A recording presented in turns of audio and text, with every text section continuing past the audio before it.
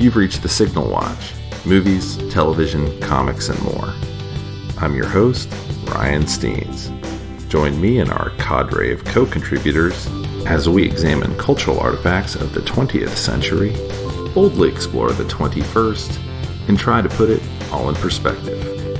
Stay tuned. We're gonna try to make this work.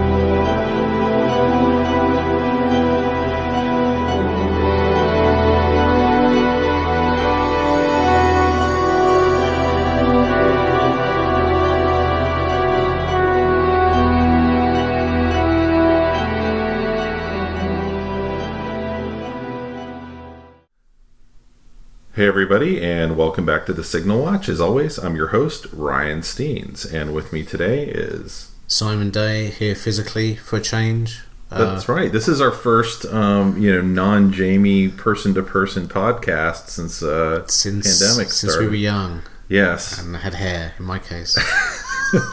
That's not true, but... I have had several COVID haircuts. Jamie bought I bought a $40 pair of clippers and some scissors, and Jamie watched part of a YouTube video, and she's given me several haircuts of we both have straggly beards. Like the It's Man at the side of Monty Python.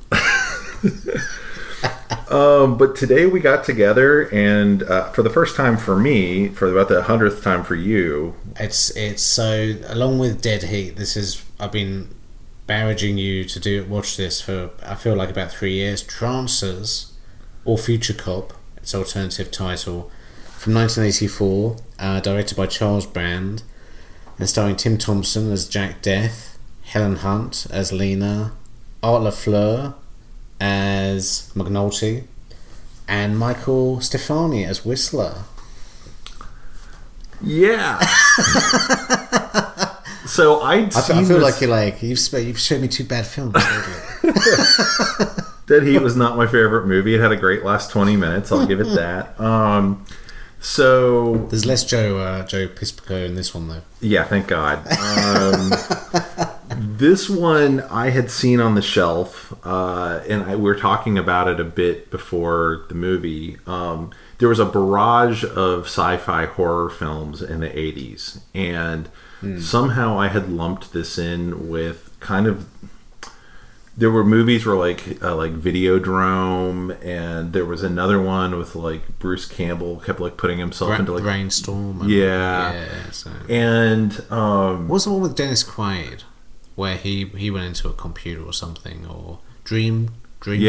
Dreamscape. Yeah.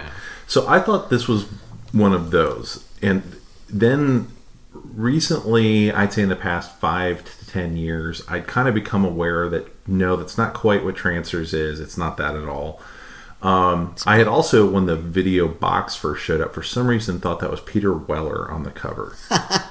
And so... You just wanted to be Peter Weller. He looks a little bit like RoboCop, actually. I think I saw the helmet, and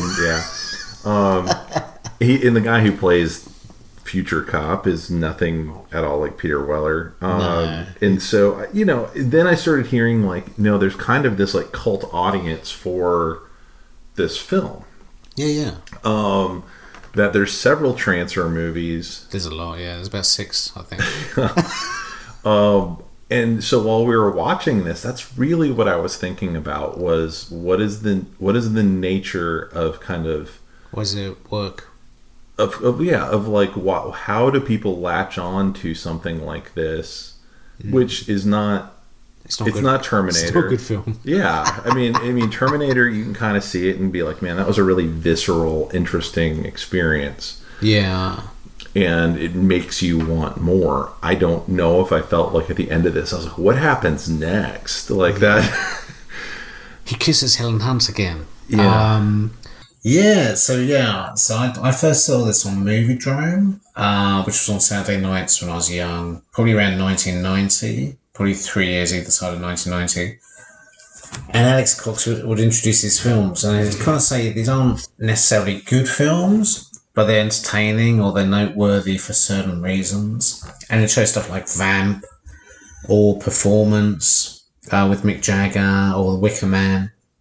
And yeah, I guess one week, I saw this, Trancers, and I knew it wasn't particularly good, but it was, it just kind of worked. It was kind of like a very cheap and cheerful rip-off of Terminator and Blade Runner with a bit of Philip Marlowe thrown in. Yeah, it's kind of funny because it reminded me of, what was the Tom Atkins thing with all the little slugs? Night of the Creeps? Oh, yeah. So, I was thinking of Slither. I was thinking of the is it James Gunn one? Yeah. So, but I mean, he has a whole there was still people were trying to figure out how to get Philip Marlowe's stuff. Clearly, like they were trying to cross genre pollinate those characters, which we'd seen successfully done with Blade Runner to an extent. Yeah. I will actually there's a whole Blade Runner podcast where we talk about a lot of the kind of noir tropes of that. This wants to use kind of the aesthetics of that and kind of say, oh yeah, he's a detective. But much like Blade Runner, even more so than Blade Runner, there's no real detecting going on. His detecting is grabbing Helen Hunt and she's his GPS around LA. I suppose he's trying to find the ancestors, but it's kind of pure luck, really. Well, he has the addresses written down for one of them, so...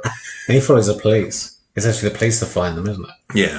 Yeah. And they go and talk to some hobos who tell them where the base, and I never did figure out how that, how they knew where the baseball player had been, but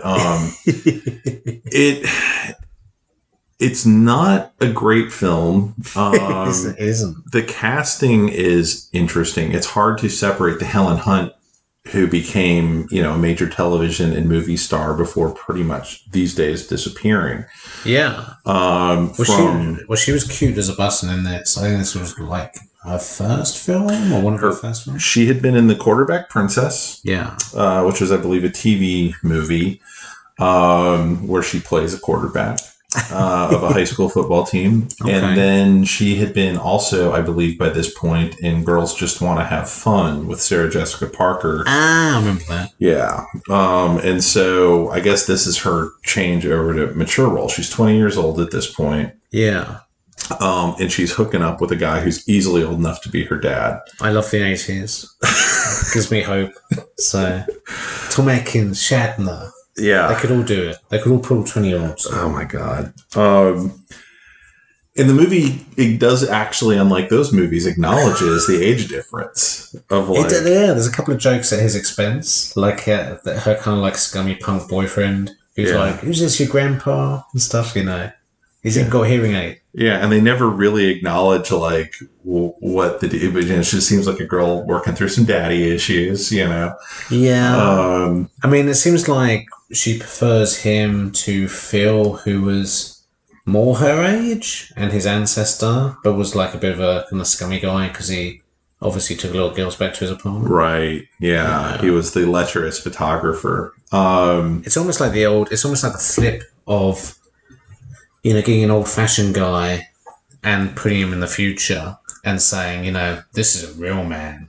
And this is what people really want and this is what we've lost. A bit like Demolition Man. Mm-hmm. Compared to... But, of course, he's coming from the future to the past. But he's acting like it's the 1950s anyway. Yeah. Yeah, and even in the future, they have him made up quite a bit she's the Sandra Bullock, I guess. Yeah. But he's made up to oh my God. Oh, to look like Mitchum in those later Philip Marlowe movies. He has the sideburns and the kind of greased back hair and all that. Well, the meme for this would be probably, was it dry hairs for squibs? Yeah. Whatever that means. But that's his catchphrase. He's he doesn't like dry hair. He looks to put some grease in his hair. Yeah. It's got to have that pomaded look. But yeah, this movie, like we said, generated a whole bunch of sequels, but it's kind of a closed door movie in this pitch as far as the plot goes. And I never did really figure out what the villain was up to. He's killing off the ancestors. No. But what is he up to in the future? Oh, in the future? Yeah. He just seems to have a huge cult, doesn't he? That's kind of like... So he brainwashes all these people, and then he's against... They overthrow the government? I guess. Yeah. But I didn't really understand. I guess he just wants to be a cult leader who's drunk with power. Okay. Yeah. Okay. I couldn't quite figure out, like...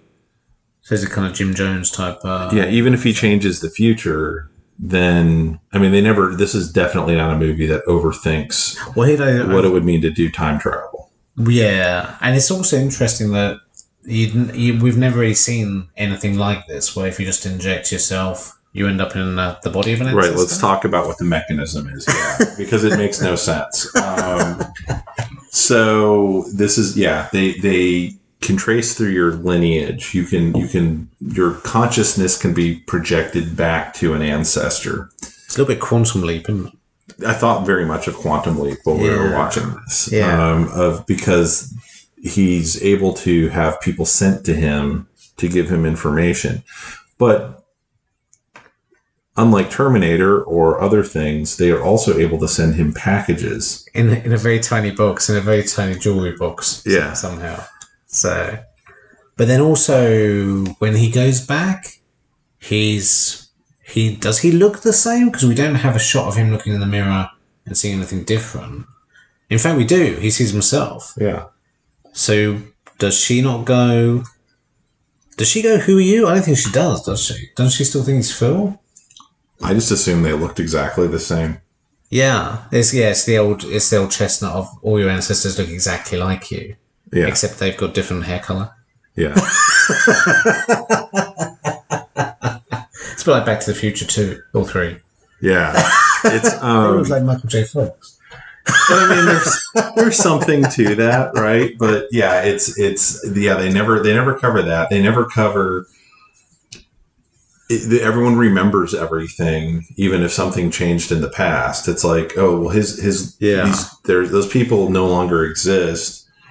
But that there's no butterfly effect. So I don't really know what they get out of like, well, these 3 people on the council are dead. And it's like, well, surely you can just bring 3 more people on the council. Yeah. You don't get to just step in as the leader of the world because... But also, surely, on a couple of occasions, he's dragged back to the future for like a debriefing. Yeah, so it doesn't make any sense either that he's trapped. Yeah. Because they can clearly send someone to come get him. But then also, I'm thinking when he goes back to the future, Phil obviously steps in normally, and the joke is he's making love to Helen Hunt at the time, and he keeps missing it. But surely wouldn't Phil wake up in bed like screaming and saying, where have I been? Instead of just... Why are there guitars on the wall? Why am I in this... Yeah, totally 80s out apartment. Yeah. So I don't know. Yeah, a lot of unanswered questions. But I mean, it sticks to its own kind of like I guess bullshit.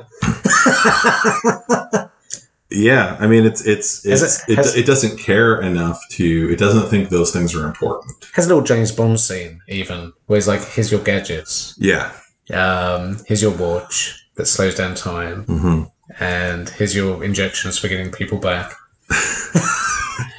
Even though we can hop back and see you and probably force you back anyway. Yeah. With our own injections, so what's the point? Yeah, and there's a scene fairly early on in the movie, I'd say maybe halfway through, where he clearly has an opportunity to inject the guy and end all of this. To stop it all, yeah. Yeah, or shoot him in the head or whatever he wants to do. Well, it happens twice, doesn't it? Like twice he saves Helen Hunt, and I guess the film says he didn't have time to kill the villain. But very clearly, watching the film, he did have time to do both. Yeah. Yeah. Because the long 10 seconds, like you said, goes on for about 5 minutes. Yeah. It's He managed to refuel the car and wash the windscreen. have a bit of lunch. Do some shopping. light shopping. But yeah, I mean, I guess bullets are flying, so he did have to move her. Well, I think he did have to move her, but it didn't mean he couldn't simultaneously pull something out of his pocket to shoot the guy. Or I guess open up the handle as he runs by and go stab him. So when the guy at one time catches up, it injects into him. Maybe he's not the smartest cookie. I mean, that's my takeaway.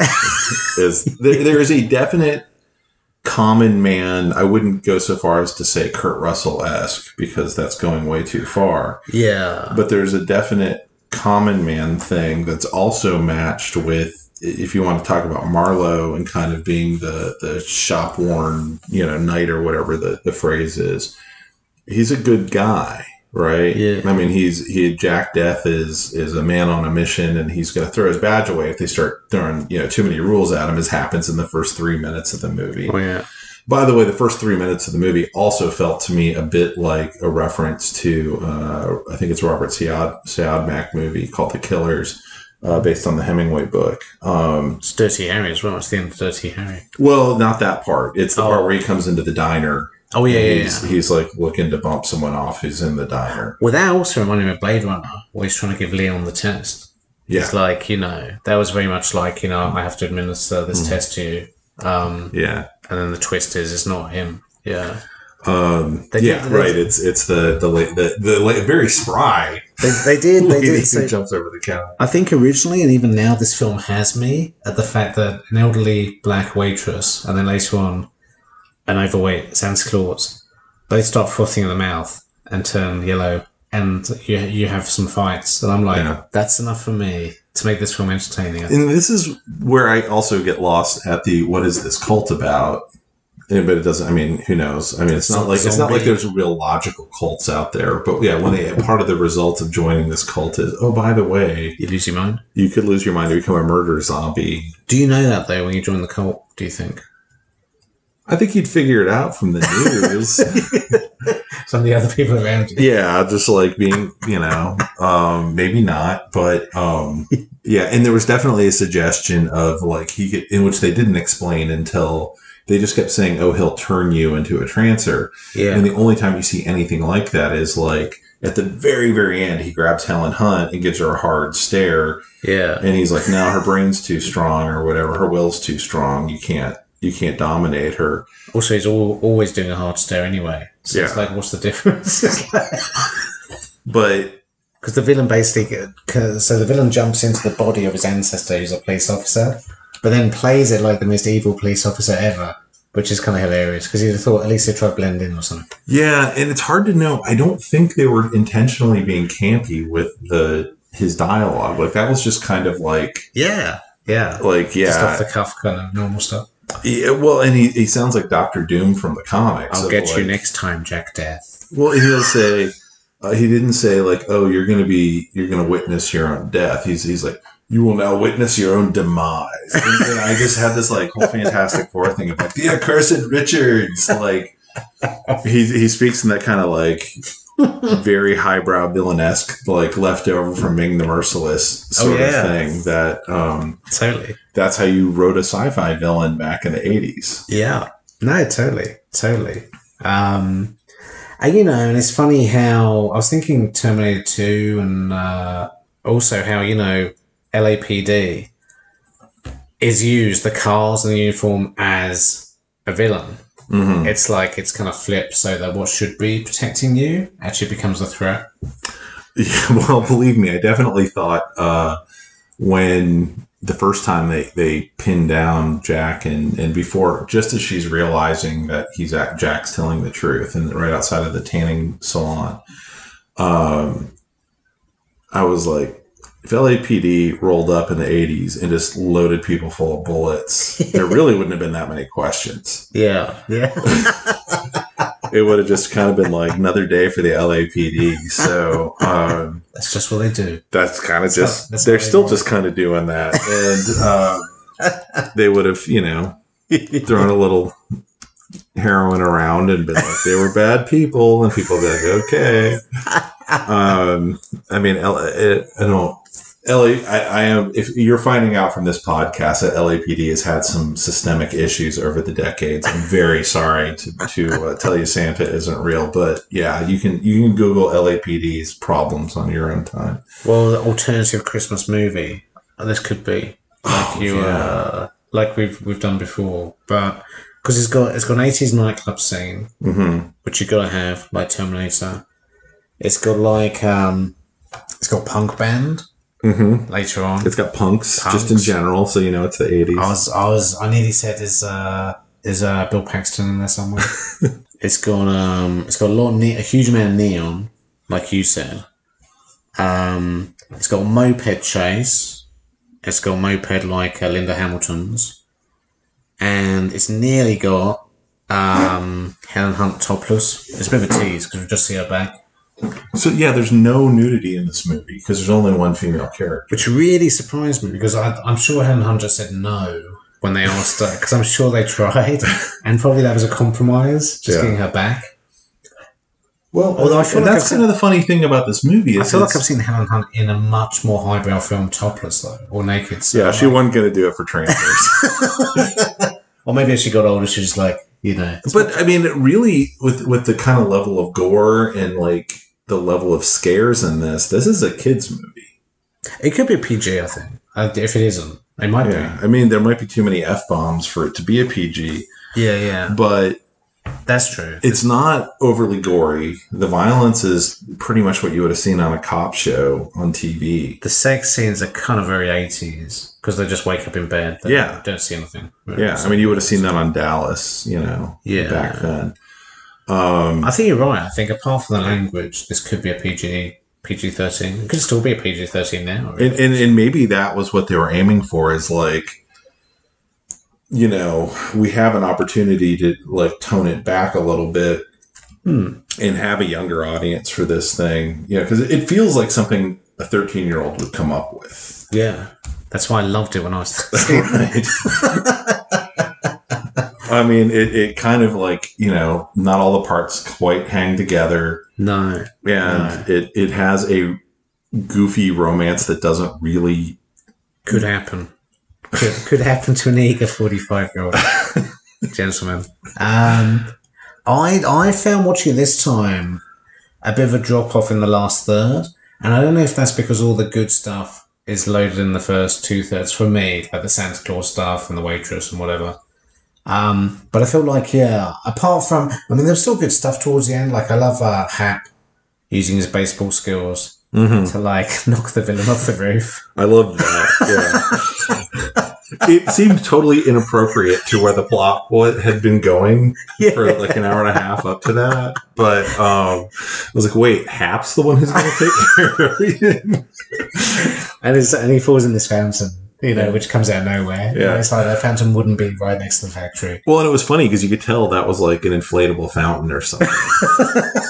When he was getting out of it, like the walls were moving on it. Wobbling. Yeah. But yeah, no, I mean, it's only 80 minutes. It doesn't outstay its welcome. Well, a lot of movies have that I remember saying something. I was in a play in 8th grade and saying something to my language arts teacher, who was also my drama instructor, because American middle schools. And I said, this thing doesn't entirely make sense in the last third. She said, Ryan, one of the things you'll find is the third act of most things barely holds together. It's when you have to pull all the plot elements together, and that's really hard to do. It's really easy to get the ball rolling on this stuff. Yeah. And that's kind of the proofs in the pudding for, whether or not a story actually works a lot of the time. That's, wise words, actually. I mean, because, really it just turns into like two chasers, kind of. On a moped, very slow chase on mopeds, which is great.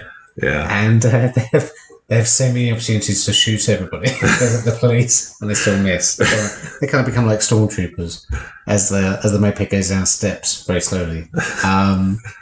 But yeah, and then Helen Hunt goes through a window for no reason, just because they... Yeah, there's a man living at the end of a blind alley. In a cupboard. Apparently, because she goes, can you open the door? And he opens the door right next to him. And I guess she drives out again. Yeah. So...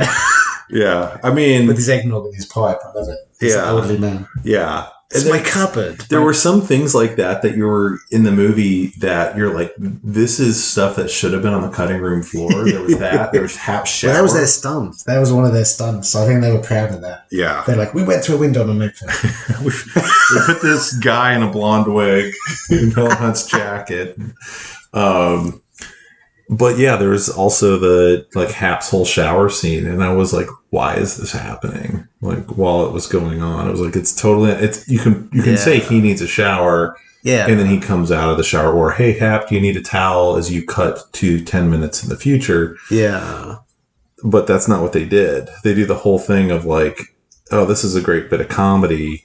Yeah. At this point, and it's not. It's just stuff happening on screen. I guess it had a bit of exposition as well, where he was like saying you're gonna sober up and you're gonna become a senator or whatever, and so they had a little bit of that going on maybe while he was in the shower. I don't know. I guess I wasn't really paying attention. I was like, what is happening? But I know what you mean, because you had these weird kind of almost breaks in the action for no reason. I think you said at one point, it's like. You're like, why is this kissing scene going on so long? Where she just, they suddenly stop in the factory and she goes, can you kiss me? Yeah. And it's like, well, you wouldn't do that. You wouldn't do that if you're, Well, so she's remarkably not traumatized by what's happening around her. No, I mean... She is the world's most well-adjusted young woman. Well, initially she thinks he's nuts, but then she comes around pretty quickly. Yeah. But it's almost like she sees the person she works with turn into a zombie and try to kill him. Still doesn't believe him, has to go for a drive around the block, and then seems to get her head around it. Yeah, she's on her own time. She's had time to ruminate and process it. So yeah, but she's just found out there's people traveling through time, kidnapping people's bodies, including the guy she'd had sex with the night before. Yeah, the guy she'd just had sex with isn't there anymore, and somebody else is. Yeah. And she's seen people now die right in front of her. And disappear. Mm-hmm. Yeah. And her reaction to this is, it's Christmas Eve. Let's go to the punk club downstairs. Let's get some Chinese food. Yeah. And then we're going to go dancing. Yeah. And it's like, well, everyone reacts to trauma in different ways. So I love also, like, he says, because all this is crap, where he says, take the blue streak out of your hair because we're undercover. Or we're trying to disguise ourselves. And she just puts a red streak in her hair. And all of that, it just doesn't make any sense. It's like, okay, his initial plan was stupid. And then what she does is stupid. Yeah. Because she looks exactly the same. Yeah. She still looks just like Helen Hunt. Yeah. Yeah, I guess she was supposed to be a punk because of the blue streak. Yeah. Yeah. But yeah. Well, to push the Christmas thing, she's an elf originally. Right. And then later on they call her an angel, Christmas angel. So, talk about Helen Hunt before I forget though. So, the funny thing is, we saw a very long trailer for Trancers 2 over the end credits of this, which pretty much, we don't need to watch Trancers 2 now. And yeah, Ryan got excited because he was like, Helen Hunt actually came back. And so... the story for that is Trancers 2 was about 6 or 7 years after this one, so it was like start of the 90s. By that point, Helen Hunt, I think, had been in a really successful TV show and was starting to get real traction. And she actually did something that was quite cool. She actually did come back and do 2 more Trancers to kind of finish off her character arc, if you can be generous. Even though I'm sure they couldn't afford her, and she didn't need to do that. But it gave her her start, so she was... Yeah, she was like, you guys started me off, so I'm not going to leave you in the lurch and make you recast. So that's kind of nice. It also says she probably really liked the people she'd worked with on all that. I think she had fun, yeah. Maybe because they told her she didn't have to take her top off in an 80s sci-fi horror movie. But yeah, I mean, that my jaw about hit the floor when she actually walked onto the screen for the Trancers 2, because it's the Helen Hunt you know and think of. She's not in there much though. You got to say that. You got to say that. Obviously, it's like a cameo. I'll give you a cameo. Yeah, I can give you 4 days on this week, and yeah, let's get as much of Helen Hunt as we can in those 4 days. All these scenes somehow take place in this one room. Got those 90s jeans on. Yeah. Very 90s jeans. Yeah. But it's also funny because it is so long in between. Like Tim, what's his name? hair's gone white. Yeah. And she goes from looking like basically a college girl to looking like an adult woman. Yeah. But yeah, that's kind of funny because I think narratively it's supposed to take. Well, actually, no. I think narratively is supposed to take. They've been together a few years. I tried to watch the second Trancers once, and even with Jeffrey Combs and a couple of other enticing offers in it, I couldn't get more than about 20 minutes. So I think whatever magic there is only in this first one. So again, I wanted to talk about, kind of the nature of cult movies and all that. And like, you're excited about like Jeffrey Combs showing up. Like that is not something the average Joe off the street is like, Jeffrey Combs, sign me up. It's Jeffrey Combs. It's the Reanimator. Yeah. And I think it's fascinating that there is this large enough audience that they can throw that name out there and say, it's that guy from that thing. Yeah. And people are like, woo, that's a bonus for me. I want to see that guy from that thing. And that's the fascinating thing to do, kind of about the horror community. Well, if you're Trancers too, saying you've got Jeffrey Combs, it'd be like saying you've got Marlon Brando. Right. In a normal film. It's like, we've got this guy who did really well in this crossover film. They're dropping like, oh, it's so-and-so from this B movie as they're kind of going through who all's in the cast. Yeah. And Helen Hunt, they say Next of Kin, which was a kind of well-received but not really great box office, kind of period piece, if I remember correctly. Yeah. Yeah, Richard Lynch, who played baddies in it. Just has Richard Lynch in it, which tells you something. Every 80s TV show he turned up to bother to annoy the A-Team or Knight Rider. And he's the main villain, I believe, in Invasion USA. Oh, there you go. Yeah. He's one of those guys with just an evil-looking face, basically. So Richard Lynch, I mean, not in this movie. Sorry, Richard Lynch. But yeah, he was badly burned. Oh. That's all reconstruction. That's why he has that look. Oh. That's an amazing job of reconstruction. I feel even worse now. No, I mean it's the guy made a lot of money off of that face. Don't feel bad. I'm going home. I'm going to burn my face. just do a good peel. See what happens. But yeah, it when I saw him pop up, I was like, oh, I know where we're aiming with Trancers too. So what out of interest, what was your kind of first impressions? Because of course I'm jaded with this. This is stuck in my little nostalgia bag, so I'm always going to go very lightly on this. I mean, it's not a good movie. I mean, I can't say it is. It's entertaining in the way a good 80-minute, 90-minute movie, like if it was any longer, it's too much. You were giggling, but not as much as I hoped. Well, part of it too is I was like, well, if you flip over sci-fi novels in the bookstore and read the jacket, kind of what is this about? I'm like, I can totally see in the 80s seeing this description for something, and it would be like, as a book, you would visualize it, and it would be like this really cool thing. Yeah. There's money thrown at this movie too. Is the interesting thing. Like, you don't know it as much. Sentiment. Right. But like there's a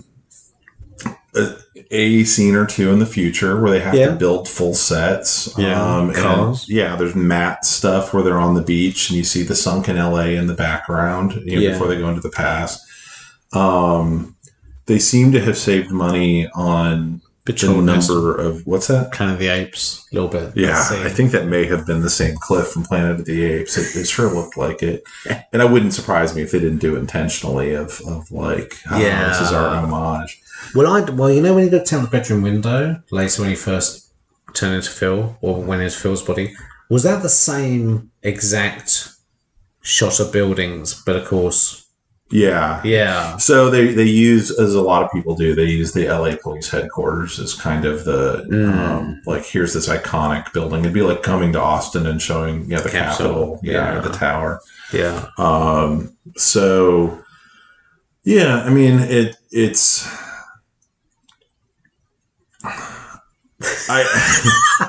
I mean, it's unspeakable. It was unspeakable. It was better than Dead Heat in a lot of ways. It didn't do. How dare you, sir?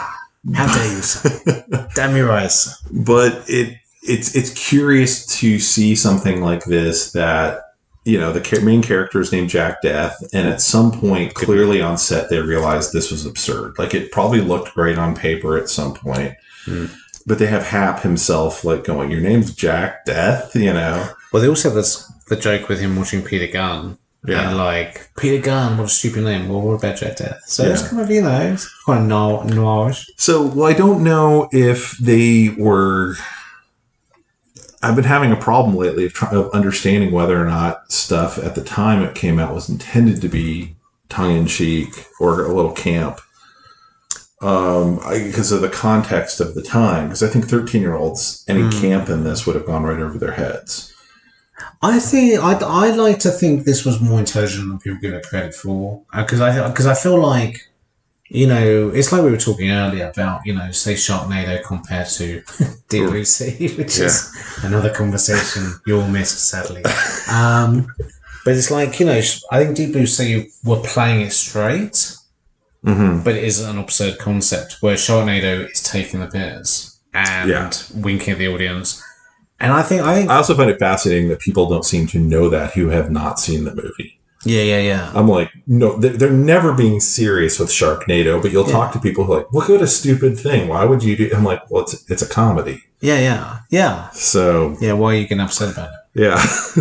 And I think this, I felt at least with this film, Trancers, that, they were a bit cleverer. They were a little bit more knowing than people give them credit for, Yeah, we're also like in our 40s and have seen a million movies and stuff that came after this. Yeah. I don't really know where I would point and say, oh yeah, you can tell this was influenced by Trancers. But there was such an interesting industry of films like this that used to be able to get made. Well, this is like Piranha to Jaws. This is like Trancers to Blade Runner or Terminator. Yeah. There was. I mean, Conan inspired 1,000. Like, let's get a beefy guy and a sword, and we're going to go out, in the exact same pile of rocks we film all of these in. Yeah. And do another barbarian movie. Yeah. And that was a, Corman milked the hell out of. I don't think this was a Corman movie. No. Kind of similar though. Yeah. Very similar. After this Richard Brand setup, I guess he got enough money from a few of these films. He set up Full Moon Productions, which made all the Trancer sequels and all the other films he did. And he was really cranking them out there for a while. Yeah, and people rented them and bought them, and video stores were looking to fill their shelves. And I just watched this documentary about the last Blockbuster, and it made me kind of really, I'd walked away from Blockbuster years before it ever shut down, and. Part of it was this is the kind of stuff they had on the shelf there because this is what people actually watch. Yeah. And, I still remember getting into a fight with the people at the desk because they didn't have breakfast at Tiffany's. Yeah. And they didn't know what I was talking about. Yeah, that's it. That's worse. The second one is much worse than the first one, I think. And then they looked it up and they said, well, no one had rented it in because you haven't got it. 6 months. And so we got rid of it. And I was like, no one had rented Breakfast at Tiffany's. And it's like, but you've got like Trancers 4. Yeah. And you've got all these horror movies. And it's... See, I'd even go one step further and say even Trancers 4 wouldn't be in Blockbuster that much, or it might be for a week before they got rid of it. Because they'd have 1 million copies of Fast and Furious. And the top 5-10 films. So, yes, along the outside wall was where you had, literally like 80 copies of, whatever the thing was that had just come out. And then it was when you were walking the aisles, like, I don't want any of the new releases. So I'm going to go see what they have in the horror section. Yeah. And that's where you'd see, like, ants. They always had ants. Yeah. And I always knew that because it was a woman's cleavage. That was the box. Oh. It was a woman's cleavage with a bunch of ants crawling across it. And it was Is this the kids' film? No. It was a 70s horror movie. But yes. I'll see ants with a Z. No. I was like, I don't remember cleavage in it. No, there's no cleavage in ants maybe if you really squint. But yeah, and so there was always these movies that they always had, and I'd always knew what they were because I always walked the aisles every time I went to the store to go, okay, I'm going to get whatever the newest release is, plus I'm going to go find something else that I haven't seen before. Yeah. And, I that's how I'd seen Trancers on the shelf and was well aware it existed. Yeah. But knew obviously nothing about it. Oh, yeah. Yeah. Well, yeah, I'm glad you've finally seen it. Now my work here is done. So what you say you liked it when you were 13? When you look at this now and you've seen a lot of movies in the past, I've 30 years since. A couple. Yeah. What still works? Yeah, what still works for you? I don't know what works about it. I think it's the fact that even though it's very cheap and very clunky, everybody's playing it straight. And everybody's kind of enthusiastic.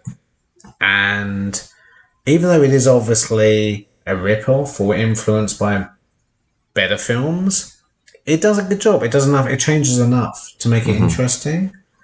And there's a sense of fun. Helen Hunt is very cute. I said to you at the start of the film, when I first saw this, I was about 7 years younger than Helen Hunt in the film. And I thought she was cute. Now I'm about twice her age in the film. And I still think she's cute. And Tim Thomerson, I think, actually plays it very well as a kind of like, not a spoof, but like an archetype of, the hardened noir detective who's, out of his usual depth. He's out of his depth. Like the tagline. So the tagline kind of sums up the film in the fact that it's not a very good tagline, but it kind of makes you laugh or smile. And it's like, I think the tagline was Jack Death is back and he hasn't even been here before. And I'm like, that's nonsensical, but it kind of makes you grin. Yeah, and it's not too long. I think the music's actually great. I think the music really helps the chase scenes. I think, like you said, the effects, although not great, are good enough. They're much better than I would have figured for this. Yeah, pretty good villain, although you don't see him enough. I think a couple of hilarious fight scenes, especially early on with the elderly waitress, and the Santa Claus. Yeah, definitely. And it maybe just hit me at the right time, at the right age. Like you said, I was about 13, 14. So maybe it was the perfect film. Yeah, I that's definitely something I thought of. If I had seen this when I was 13, I probably would have watched this over and over. Yeah, yeah. It would have been like, oh, he's a tough cop and he's got the girlfriend. And I would have realized something was wrong with the age difference, but I don't know if I would have processed it super well. I think back then we just didn't care. No. It was just like usual. Anyone who was an adult was just fit into the adult category. You kind of, once you're over the age of 20, it's like whatever. Yeah. And the days. I think, I would have definitely been drawn to the like, oh, he's trying to be like a, cool, noir detective sort of thing. I think I would have found that appealing. Well, it's almost even like Michael Biehn in Terminator. He gets this kind of like his raincoat on and he's ready for business, and away we go on the mission. Yeah, it's the Tom Cody coat from Streets of Fire, man. I still need to watch Streets of Fire. Oh my god, you keep raving about it every year. Well, we've already done it as a podcast. Is the problem? I'm gonna just watch it with you. You'll have to that'll make up for the last two things I've made you watch. That will definitely be one you watch and go, you must have been 13 when you saw this. I'll say, 100%. Okay, there's not enough Helen Hunt in there. Poor Joe. This guy. But yeah, man, yeah, I just find it fascinating that there are grown adults who apparently have followed the whole Trancers cycle, and a little bit scary. A little bit scary that somebody. Yeah, it definitely. I went to film school. I was very snobby about film for a window there, and I try not to be as much anymore. But we talked a long time ago about like what are movies for? Like, why do you watch them? And clearly, this is like pure escapist, Yeah. good times. It might be people get murdered left and right, but it's all in good fun. Yeah. And doesn't take itself seriously as like an Avengers thing, where it's like no, or especially a Zack Snyder thing. So yeah, it was from a time period where making these movies, they were trying to have fun making them. They're trying to create something that was going to be fun to watch that you would suggest to your friends, because it was all word of mouth and like Starlog magazine back then. Speaking of, Stuart's collecting old Starlogs. I'll ask him if he's got Trancers on. If he's got Trancers mentioned in it anywhere. But there is. I bet there is. Oh yeah. He was sending me clips of people talking about Superman 3 and how outraged they were about it. This was pretty good. But yeah, I just I would say this one ended up with a cult following around it. Dead Heat absolutely did not. No. And kind of what is the difference? It's interesting. Yeah, it's very interesting what gets them, what doesn't.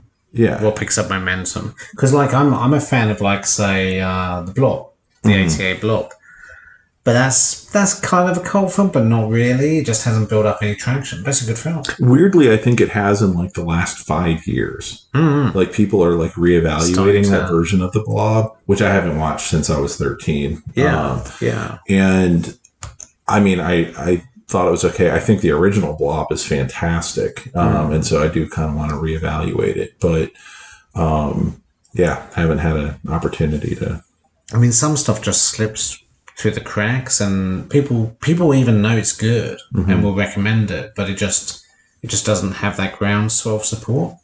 Or maybe it's the people who own the rights are just like, well, I'm moving on to do other things. They don't like you said, this guy set up a whole studio to make nothing but Trancers stuff. Yeah.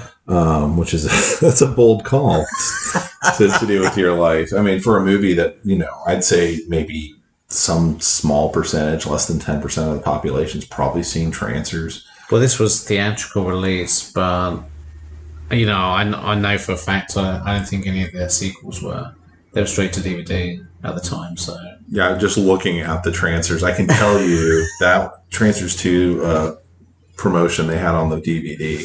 Yeah, you can tell exactly. Please watch this. All right, everybody. Well, thank you so much. If you have not seen it, go see a very young Helen Hunt. Gorgeous. Yes, making out with a lovely old Tim Thompson. He's gorgeous as well. Yeah, it's really full of the Christmas spirit. Dry hairs for squibs. That's right. All right. Well, we will do it again soon. Cheers. Bye. Bye.